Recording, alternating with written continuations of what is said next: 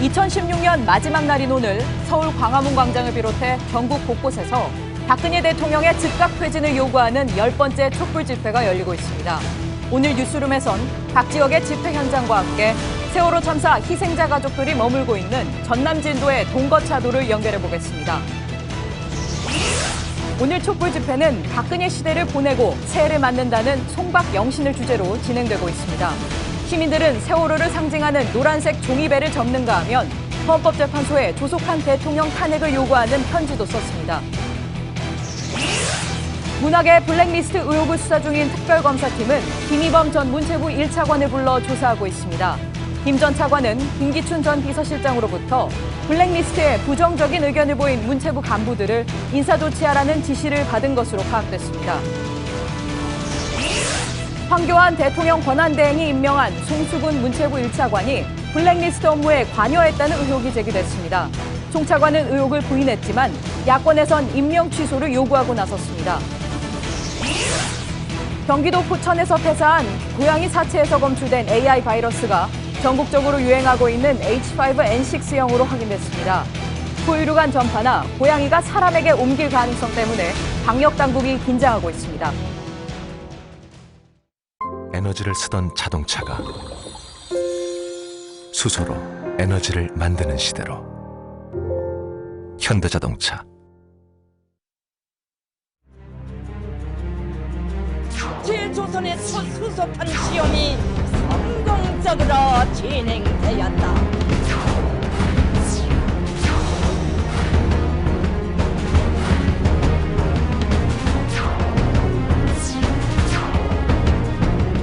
세월이 패배한 거지 인간이 패배한 것은 아니지 않나.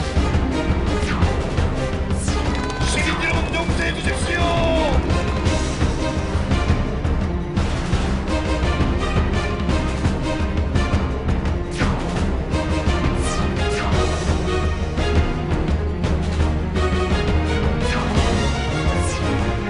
지금 더 큰 지진이 지금만 일어났습니다. 조선 실시 관련 소식을 직접 보도하겠습니다. 청와대 관련 자료가 무더기로 발견됐습니다. 내가 이러려고 대통령을 했나 하는 무게감이 들 정도로.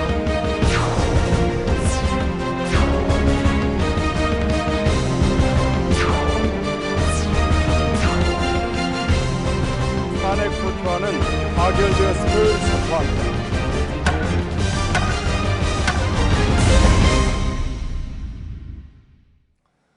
시청자 여러분 안녕하십니까? JTBC 뉴스룸을 시작하겠습니다. 2016년도 이제 4시간여밖에 남지 않았습니다. 앞서 보신 것처럼 올 한 해는 연회와 마찬가지로 많은 일들이 있었지만 역사의 부끄러운 기록으로 남게 될 일들도 상당히 많았었죠. 네. 특히 박근혜 대통령과 최순실 씨의 국정농단이 국민들을 우울하게 만들었습니다. 하지만 광장을 지킨 시민들의 촛불 민심이 결국 대통령을 탄핵 심판정으로 이끌었는데요.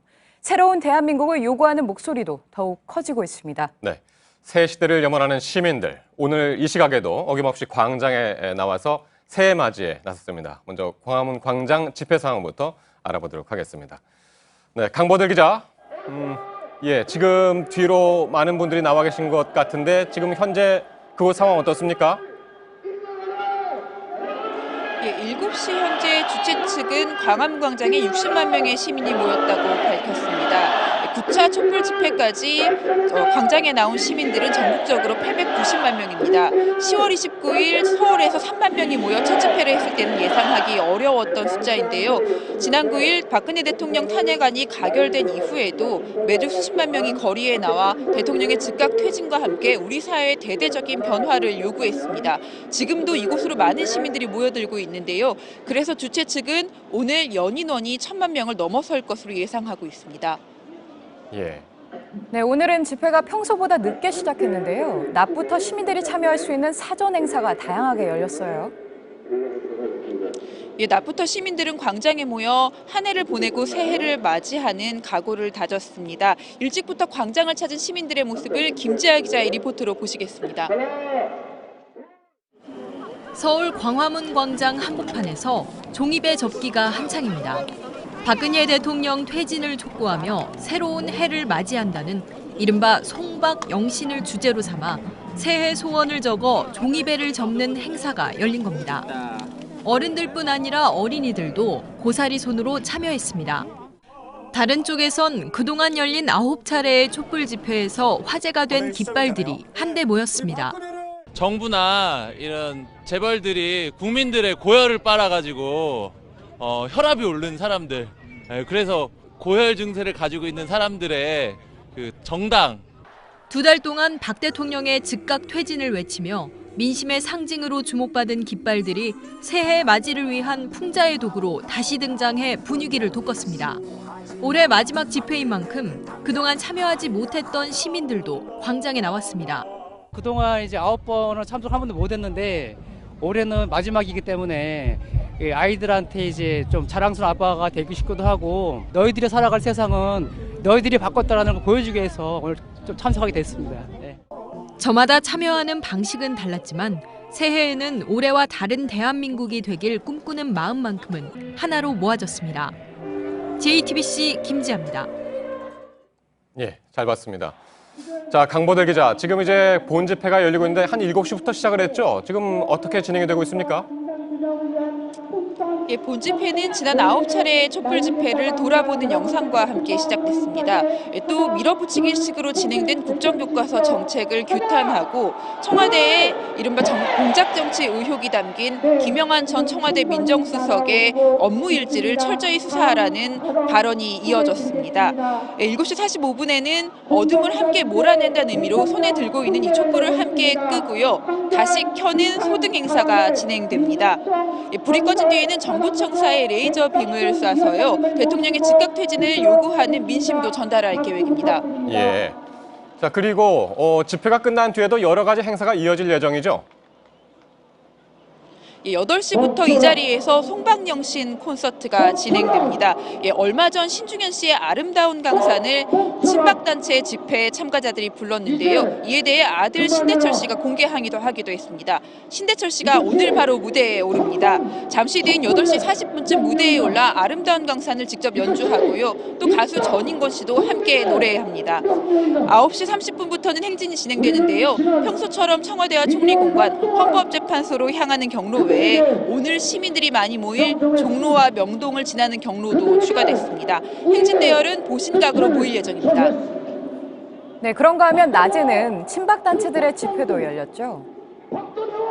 오후 2시부터 대한문 앞에서 박사모 등 친박단체가 집회를 열었습니다. 오늘 촛불 집회 주최 측은 박근혜 대통령을 보내고 새해를 맞는다는 의미로 송박 영신을 주제로 내걸었는데요. 이에 대해 친박단체들은 촛불을 보내고 태극기를 맞겠다며 송화영태라는 이름을 자신들의 집회에 붙이기도 했습니다. 예, 여기까지 광화문 광장 상황 살펴봤고요. 강보들 기자, 이따가 뉴스 끝나기 전에 다시 한번 연결을 하도록 하겠습니다. 수고했습니다. 네, 그리고 오늘 부산에서 열린 촛불 집회에 참석한 시민들은 현재 동구 일본 영사관 쪽으로 행진을 하고 있습니다. 우여곡절 끝에 어제 일본 영사관 앞에 세워진 소녀상 제막식에 참석을 하기 위해서인데요. 일본 영사관 소녀상 앞에 취재기자가 지금 나가 있습니다. 자, 배승주 기자, 제막식은 잠시 뒤 밤 9시로 예정이 돼 있죠? 네, 그렇습니다. 현재는 제막식 리허설이 진행 중인데요.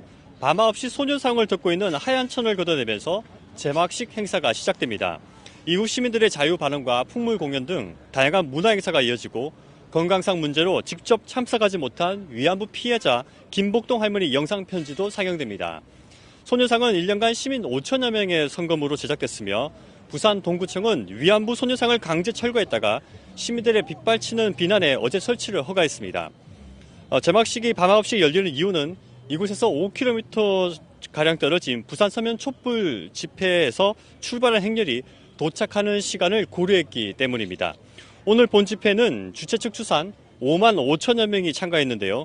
집회 전에는 서울대 조국 교수의 토크 콘서트와 가수 김장훈 씨의 공연이 열려 분위기가 한층 뜨거웠습니다. 예. 자, 그런데 원래 이 무대가 일본 영사관 앞에 설치가 되려 했었던 건 아닙니까? 그런데 그 무대가 100m 정도 떨어진 그 정발장군 동상 옆으로 옮겨갔다면서요?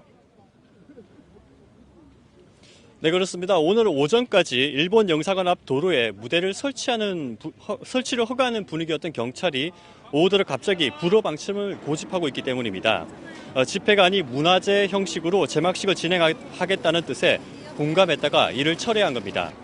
하지만 행렬이 옮겨진 무대까지 가려면 이곳을 지나야 하는데 그대로 지나치지 않고 소녀상 앞에서 멈춰설 경우 이를 막으려는 경찰과 충돌이 예상됩니다. 주최 측은 어제 외교부 입장이 발표된 이후 경찰이 태도가 바뀌었다고 반발하고 있습니다. 외교부는 어제 부산 일본 영사관 앞에 위안부 소녀상이 설치된 이후 위안부 합의 이행 입장은 변화가 없다는 애매한 의사표시를 했습니다. 예. 자, 그럼에도 이제 일단은 부산 영사관 앞에 소녀상이 설치된 거는 이제 큰 의미가 있어 보이는데 어떻습니까?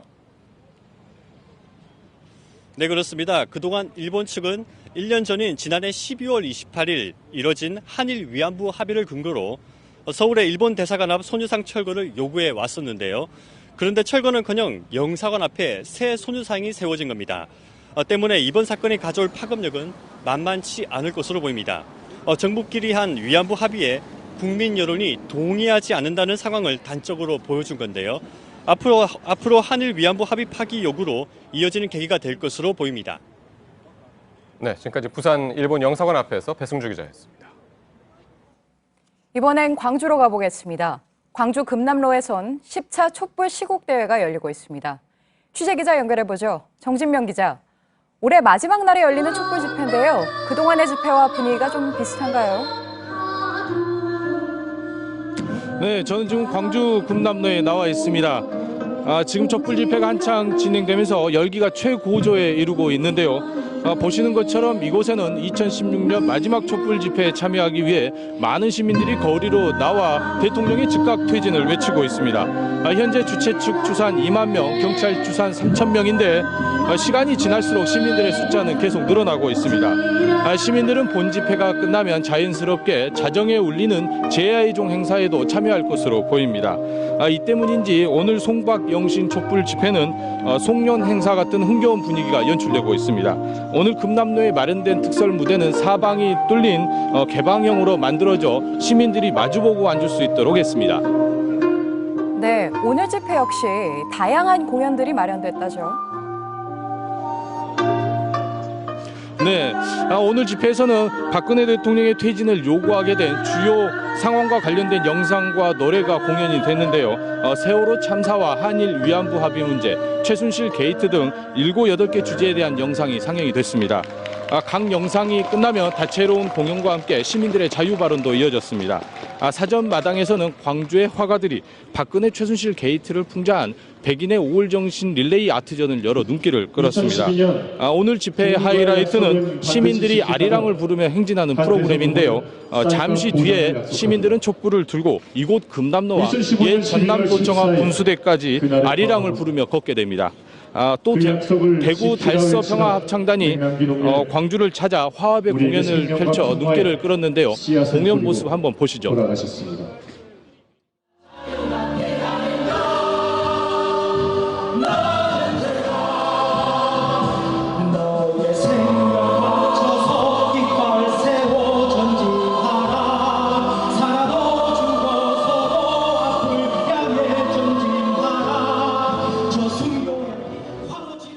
네, 광주 말고도 전남이나 전북에서도 촛불 집회가 열리고 있을 텐데 거긴 분위기 어떤가요? 네, 그렇습니다. 현재 전남 13개 시군에서 주최측 추산 5천 명이 모여 송박영신 촛불 집회를 열고 있습니다. 또 전북에서도 8차 도민 총궐기 대회가 4천여 명의 시민들이 모여 진행 중입니다. 2016년 마지막 날인 만큼 떡국 나눠먹기, 새해 바란다 자유 발언, 문예 공연 등 다채로운 부대 행사가 펼쳐졌습니다. 주최 측은 새로운 대한민국을 만들어가는 시민들의 촛불이 2017년에도 계속 이어질 것이라고 밝혔습니다. 네, 지금까지 광주에서 정진명 기자였습니다. 지금 전남 진도의 동거차도에서도 찬 바닷바람을 맞으며 새해맞이를 준비하는 사람들이 있습니다. 바로 세월호 참사의 피해자 가족들과 이들을 돕는 시민들입니다. 참사 1000일째가 다가오고 있는데요. 조속한 선체 인양과 진상규명을 촉구하는 마음으로 침몰 해역 바로 앞에 섰습니다. 현장에 나가 있는 취재 기자 연결해 보죠. 신진 기자, 지금 있는 곳이 정확히 어딘가요? 네, 이곳은 세월호 참사가 일어난 해역에서 2km 정도 떨어진 전남 진도군 동거차도입니다. 오늘 유가족과 시민들은 아침 일찍부터 팽목항에서 이곳으로 배를 타고 이동을 했습니다. 지금 제가 있는 이곳은 마을에서 산으로 올라와서 산 중턱쯤에 위치해 있는데요. 제 어깨 너머로, 언덕 너머로 보시면 그 세월호가 가라앉아 있는 사고 해역과 인양 작업을 하고 있는 바지선이 보입니다. 네, 사실 유가족들은 이미 1년 넘게 이 산 정상에 머물면서 인양 과정을 지켜보고 있는데요. 오늘은 그곳에서 새해 맞이를 한다면서요? 네, 해수부가 유가족들에게 그 작업 현장을 공개하지 않으면서 가족들은 이곳에 감시 초소를 만들었습니다. 그리고 지난해 8월부터 이곳에서 24시간 인양 작업을 모니터링하고 있는 겁니다. 오늘은 새해 전야인 만큼 세월호 참사 미수습자 수습과 인양을 기원하는 송구 영신 행사를 하기로 했습니다.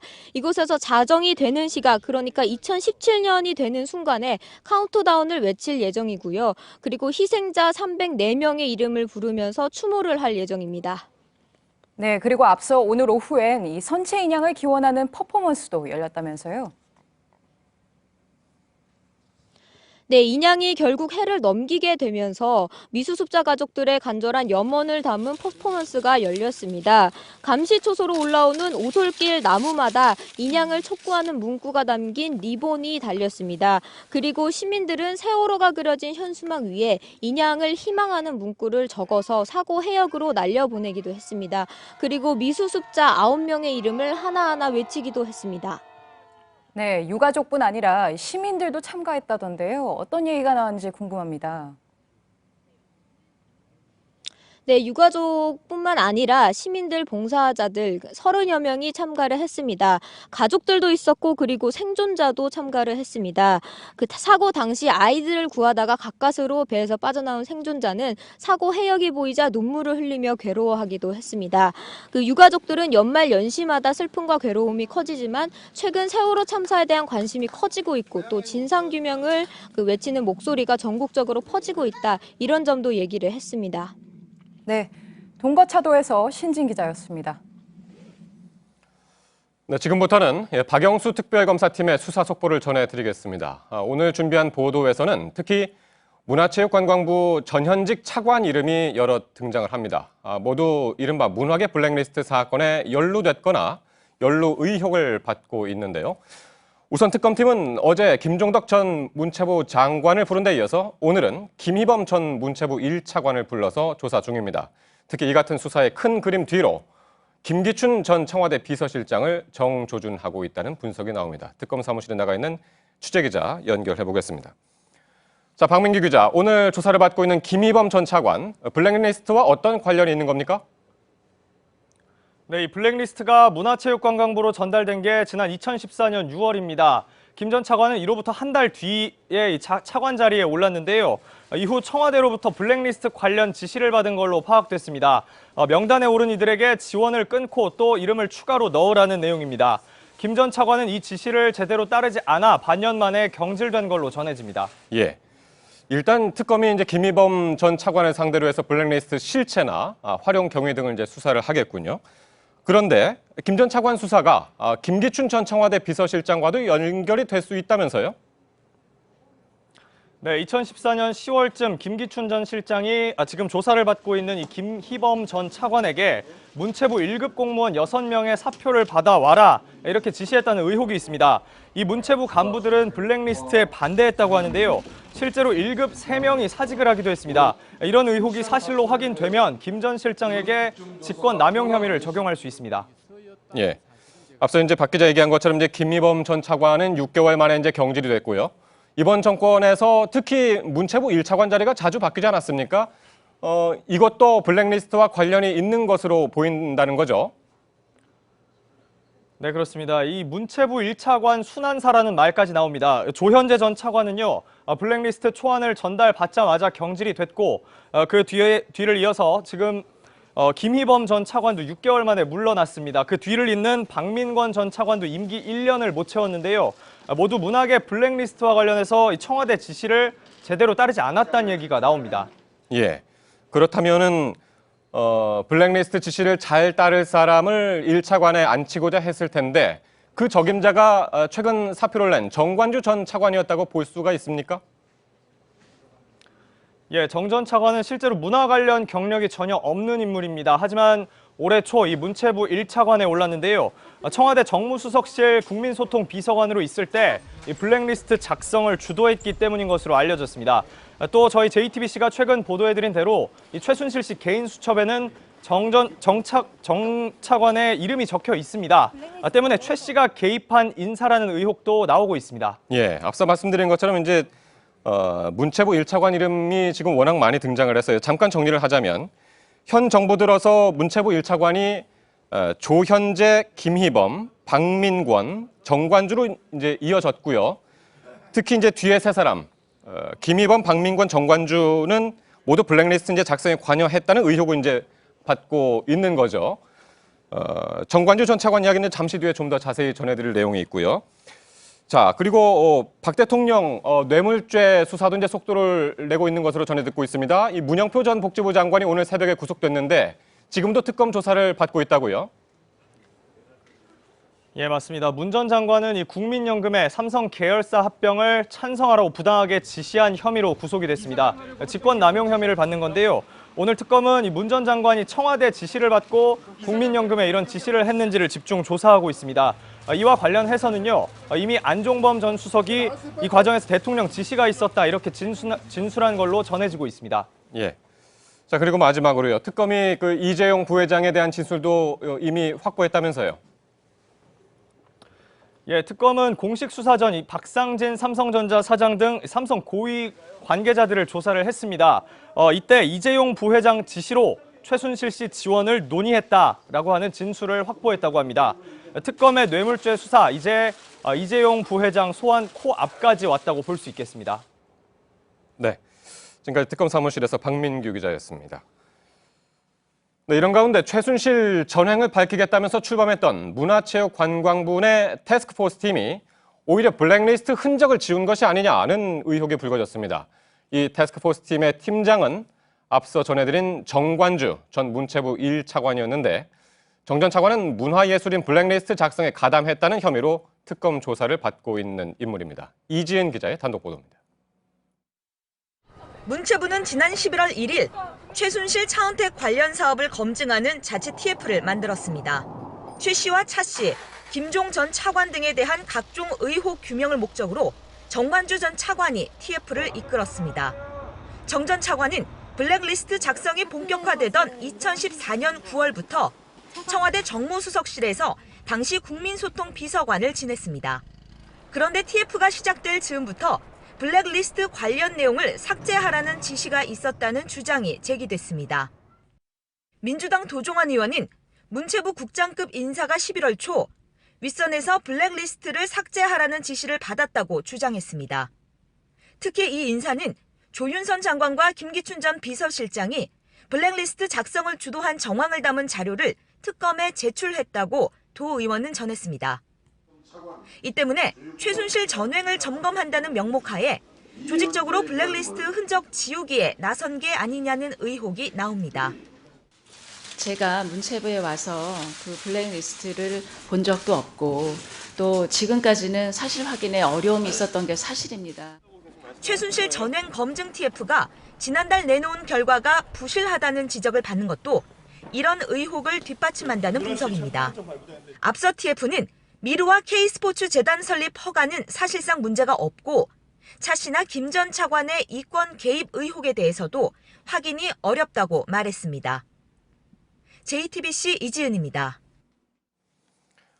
문제는 여기서 끝나지 않습니다. 황교안 대통령 권한대행이 어제 임명한 송수근 문화체육관광부 1차관 역시 문화예술계 블랙리스트 작성에 관여했다는 의혹이 불거졌습니다.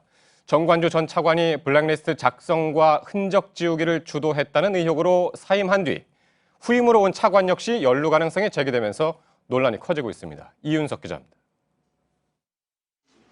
신임 송수근 문체부 1차관은 블랙리스트 작성이 본격화되던 2014년 10월부터 문체부 내 건전 콘텐츠 TF팀장을 맡아왔습니다. 문체부 관계자들에 따르면 이 TF가 블랙리스트를 관리하고 총괄했다는 의혹을 받고 있습니다. 사실상 논란의 핵심 인사가 차관으로 승진한 겁니다.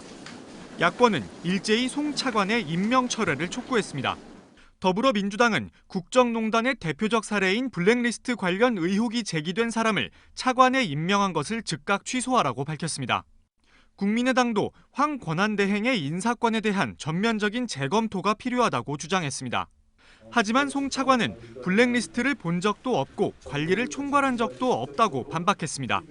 문체부도 예산사업 관련 애로점을 듣기 위해 회의를 소집하고 진행 상황을 장관에게 보고한 적이 있다면서도 블랙리스트 회의는 아니었다고 해명했습니다.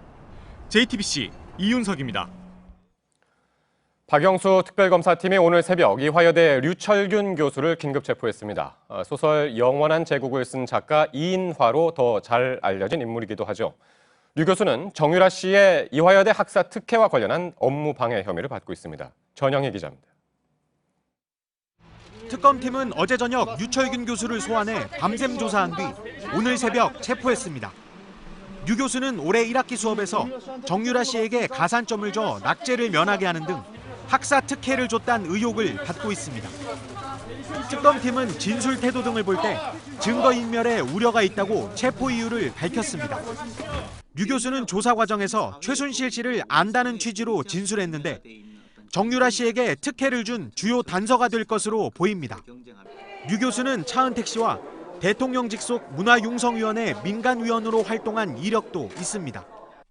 류 교수는 이인화라는 필명의 소설가로 잘 알려진 인물입니다.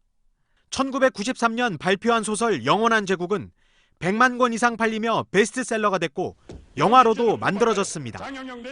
하지만 1997년 발표한 소설 인간의 길은 박정희 전 대통령을 미화했다는 논란이 일기도 했습니다. 특검팀이 지난 29일 이화여대를 압수수색한 데 이어 핵심 관계자까지 체포하면서 최순실 씨의 교육농단 관련 수사도 속도를 내고 있습니다. JTBC 전영입니다. 임명진 새누리당 비대위원장이 어제 친박계 핵심 인사들에게 다음 달 6일까지 탈당하라고 요구했죠. 친박계는 일제히 침묵하고 있습니다.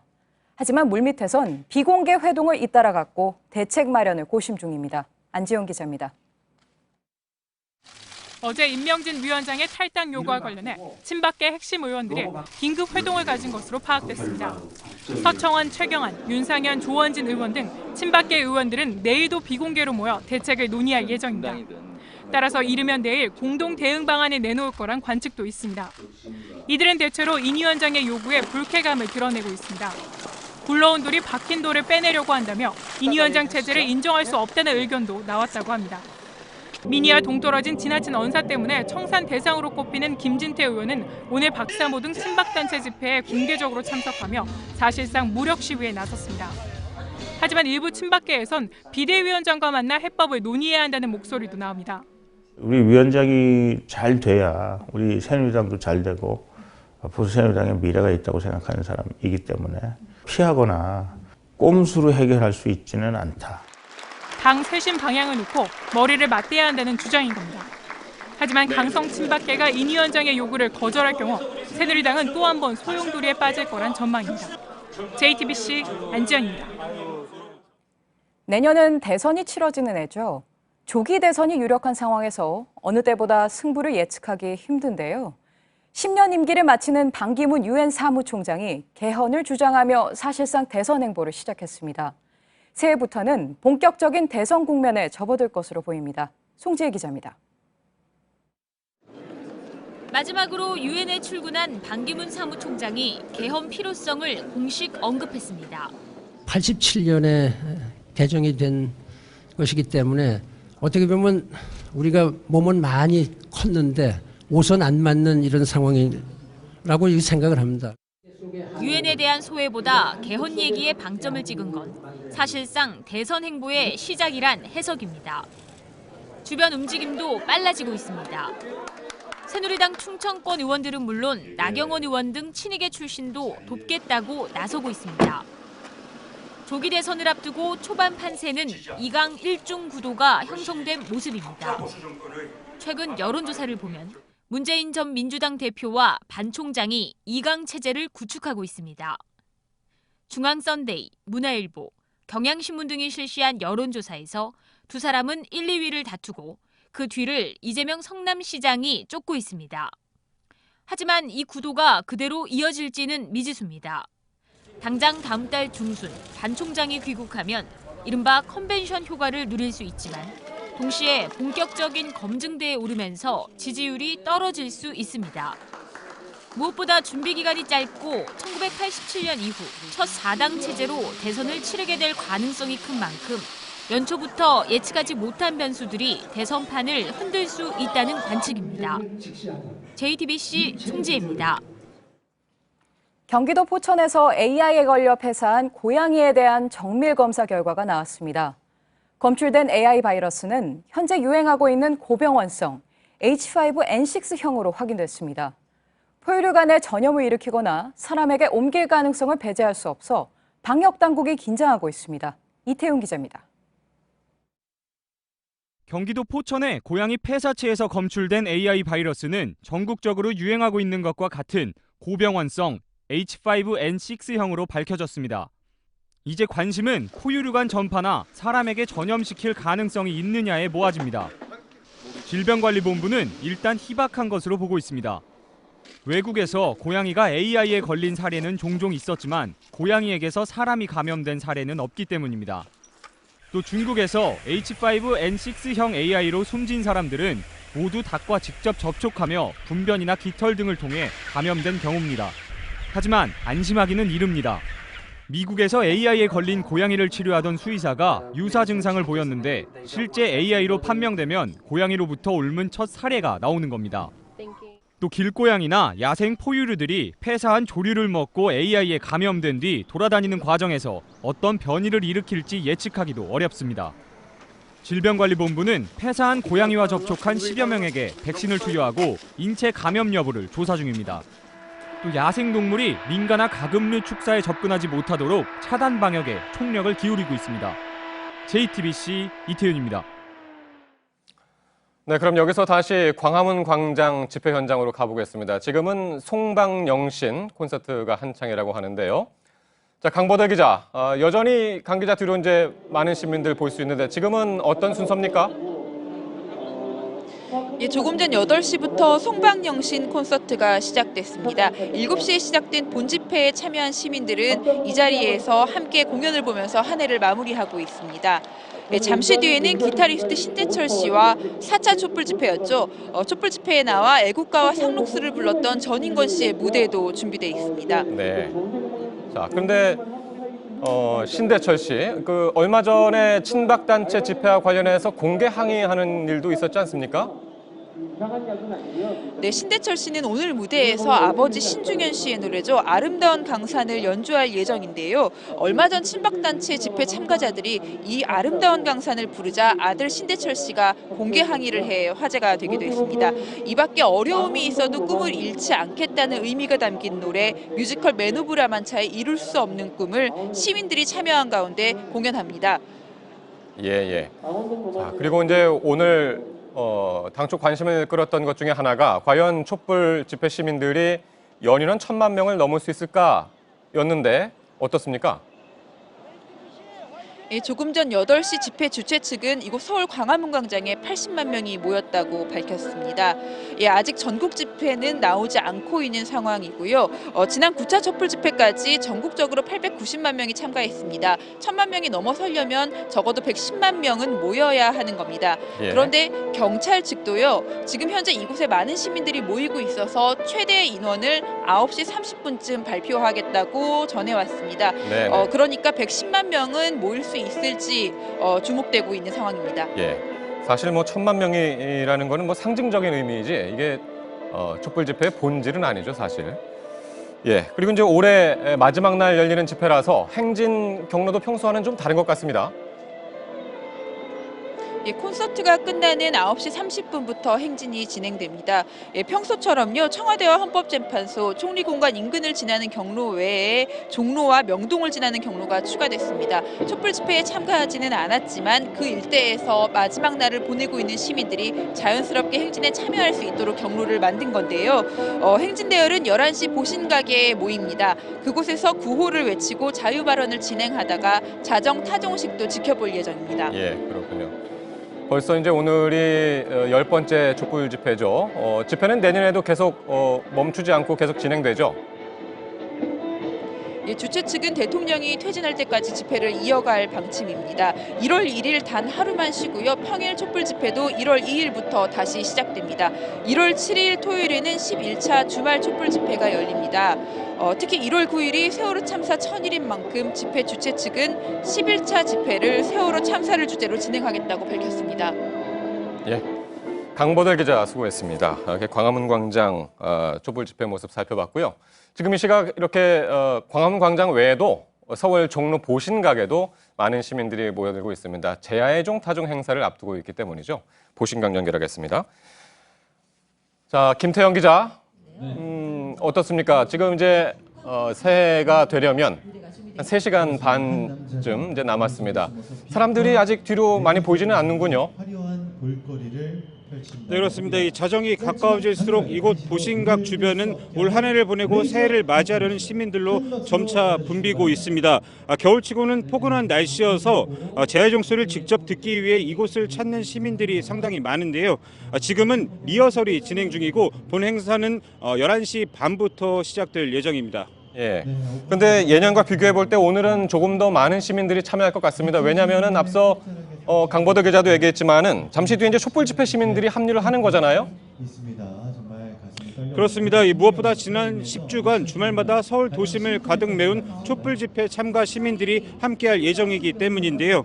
잠시 뒤 청와대와 헌법재판소, 삼청동 총리공관 등 이 세 곳으로 행진할 시민들이 행진을 마친 뒤 11시부터는 이곳에서 타종 행사에 참가할 예정이기 때문입니다. 네. 제야의 종 행사에 매년 10만 명 정도가 참석했는데 오늘은 더 많은 시민들이 이곳에 모일 것으로 예상이 되고 있습니다. 네, 그럴 것 같네요. 촛불 민심이 이제 제야의 종과 맞물린다는 그런 얘기인데, 자, 그렇다면은 분위기도 지난해와는 좀 사뭇 다를 것 같은데 어떻습니까?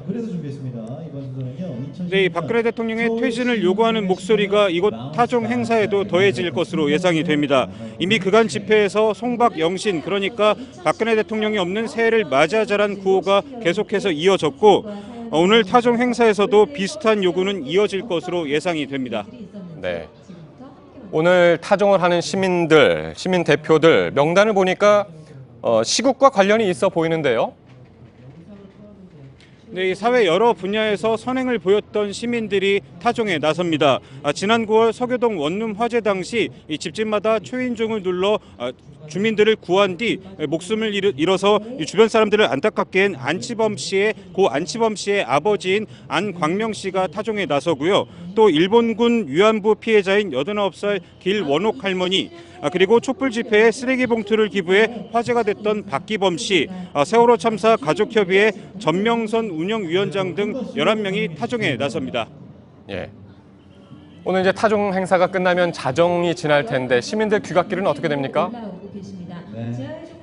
네, 대중교통을 연장 운행하는데요. 우선 지하철은 종착역 기준으로 새벽 2시까지 연장 운행을 하고 운행 횟수도 150여 회로 늘립니다. 그리고 보신각 주변을 경유하는 시내버스 42개 노선 역시 새벽 2시까지 다닙니다. 경찰은 행사 시작 30분 전인 밤 11시부터 2시간 반 동안 이 일대 교통을 통제합니다. 네, 제야의 종 타종 행사를 앞둔 보신각 연결했습니다. 김태형 기자 수고했습니다. 날씨입니다. 내일은 전국이 대체로 포근하겠지만 중국 북동부를 강타한 스모그가 한반도로 유입돼 미세먼지 농도가 높아지겠습니다. 미세먼지는 오늘 저녁부터 내일까지 중부와 강원도를 중심으로 확대되고 모레부터는 전국에 영향을 줄 것으로 기상청은 전망했습니다. 네, 한 해를 마무리하고 새해를 맞이하면서 저희 JTBC도 송년 특집을 마련했습니다. 기억해 2016, 기대해 2017이라는 제목으로 신예리 보도제작국장과 박진규 기자가 밤 11시부터 2시간 동안 생방송으로 진행합니다. 네, 다양하고 재미있는 내용들로 준비하고 있으니 많은 시청 바랍니다. 네, 저희들은 내일 2017년 새해 첫날 다시 찾아뵙겠습니다. 고맙습니다.